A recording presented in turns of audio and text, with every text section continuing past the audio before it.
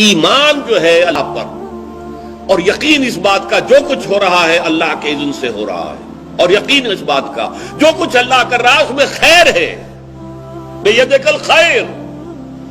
چاہے مجھے ایک بات ابھی ناگوار گزری ہے، مجھے تکلیف پہنچی ہے، اللہ کے اسکیم میں the higher level scheme of things, divine scheme of things کے اندر اس میں کوئی نہ کوئی خیر ہے، تم جانتے نہیں۔ اس کو کھولا گیا۔ پہلی بات تو یہ ہے کہ تمہیں خوشی ملے، راحت ملے، مسرت ملے، یا کوئی غم ہو یا رنج ہو یا دکھ ہو، دونوں حالتیں برابر ہیں، اس لیے کہ دونوں میں آزمائش ہے۔ کبھی وہ دے کر آزماتا ہے، کبھی چھین کر آزماتا ہے۔ دے کر آزماتا ہے، شکر کرتا ہے کہ نہیں، چھین کر آزماتا ہے، صبر کرتا ہے یا نہیں۔ عارف جو انسان ہوگا، اللہ کو پہچاننے اور جاننے والا، وہ چٹان کے مانند ہوگا۔ ہوا ادھر سے آئے یا ادھر سے آئے اسے کچھ نہیں کہے گا، اچھی بات آئے بری آئے کوئی پرواہ نہیں، اسے اللہ کی طرف سے۔ ما اصاب من مصیبت فی الارض ولا فی انفسکم الا فی کتاب من قبل ان نبرأها۔ یہ مضمون بڑی تفصیل سے پڑھ چکے سورہ تغابن میں۔ وہاں فرمایا تھا دوسرے رکوع کی پہلی آیت، ما اصاب من مصیبت الا باذن اللہ۔ کوئی مصیبت، کوئی تکلیف، کوئی پڑھنے والی نہیں پڑتی مگر اللہ کے اذن سے۔ ما اصاب من مصیبت الا باذن اللہ ومن یؤمن باللہ یہدی قلبہ۔ اور جو اللہ پر ایمان رکھتا ہو اللہ اس کے دل کو ہدایت دے دیتا ہے۔ ہدایت چٹان کہ ادھر کی ہوا آئے یا ادھر کی آئے اس میں کوئی جنبش نہیں ہوگی۔ جتنا انسان دیکھیے ایک ہوتا ہے فوری طور پر ایک ریفلیکس ایکشن کی حد تک متاثر ہو جانا، یہ تو ہوگا۔ آپ کا ہاتھ جہاں رکھا ہوا تھا کسی چیز نے کاٹا، آپ کا ہاتھ فوراً جو ہے اٹھ کے آ جائے گا، اس میں آپ کے ارادے کو کوئی دخل نہیں ہے، یہ ریفلیکس ایکشن ہے، آپ کی سوچ کو، آپ کے ارادے کو کوئی دخل نہیں۔ تو کسی خیر سے عارضی سا فوری سے مسرت ہو جانا اور کسی تکلیف سے عارضی سی فوری سی کوئی اس کا تاثر ہو جائے، یہ خلاف ایمان نہیں۔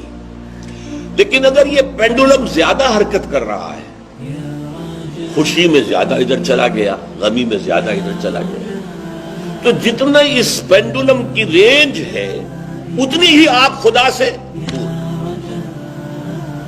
اصل تو وہ چٹان ہوگی کہ جو بالکل متاثر، لیکن یہ کہ فوری سا تاثر یہ قابل معافی ہے، لیکن یہ زیادہ ادھر سے ادھر، ادھر سے ادھر، خوشی ہو گئی تو اترا رہے ہیں، پھولے نہیں سما رہے، پاؤں زمین پر نہیں پڑ رہے، اور اگر غم آ گیا ہے تو بالکل مایوس ہو کر بیٹھ گئے ہیں جھاگ کی طرح، کمر ہمت ٹوٹ گئی ہے، واویلا ہے، شیون ہے، فریاد ہے۔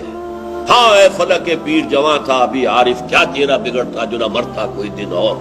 یہ فلک ناہنجار، یہ فلک کج رفتار، اس نے ہم پہ کیا کر دیا۔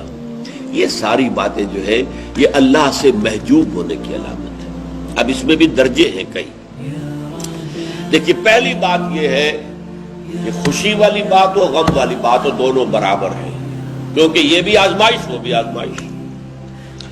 یہ بات سورۃ الفجر میں کہی گئی بہت خوبصورت انداز میں۔ اللہ تعالیٰ نے انسان کی تھڑ دلے پن کی شکایت کرتے ہوئے، شکوہ کرتے ہوئے کہا فَأَمَّا الْإِنسَانُ إِذَا مَا ابْتَلَاهُ رَبُّهُ فَأَكْرَمَهُ وَنَعَمَهُ فَيَقُولُ رَبِّي أَكْرَمَنِ۔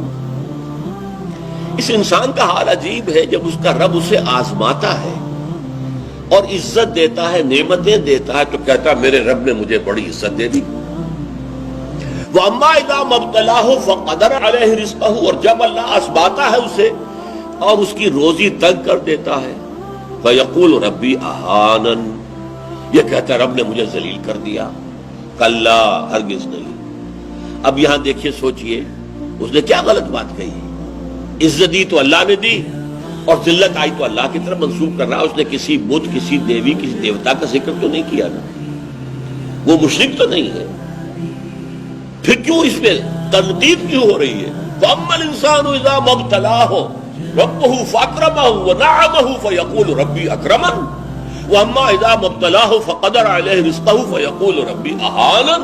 کلا نہیں۔ کیا مطلب؟ یہ دونوں ابتلاءات ہیں، وہ بھی ابتلا ہے، یہ بھی ابتلا ہے۔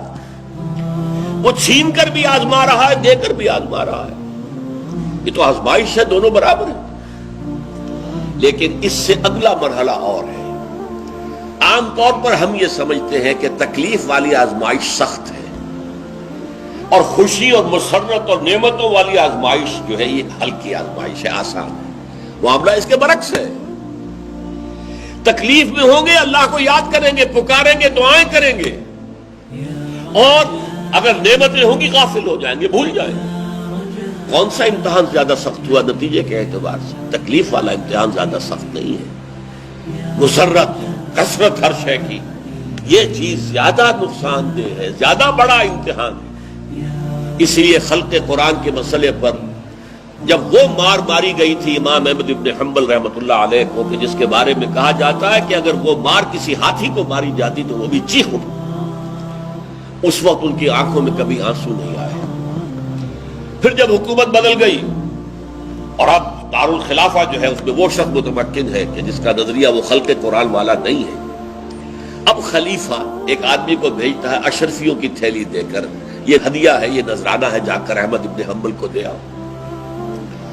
جب اس نے آ کے پیش کیا، رو پڑے، اے اللہ میں اس آزمائش کے قابل نہیں ہوں، یہ آزمائش سخت ہے۔ کہیں سے انعام پا کر حکومت سے پھر حق پر قائم رہنا مشکل ہو جائے۔ یہ ہے وہ صورتحال۔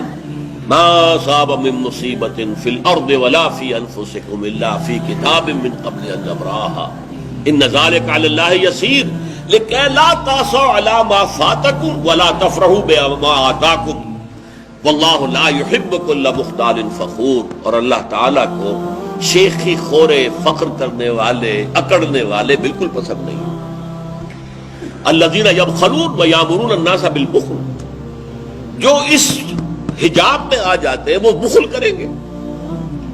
دولت ہی سب سے بڑی شے ہے، سنبھال کر رکھو، خرچ کرو گے تو ختم ہو جائے گی، دولت کی بنیاد ختم ہو جائے گی۔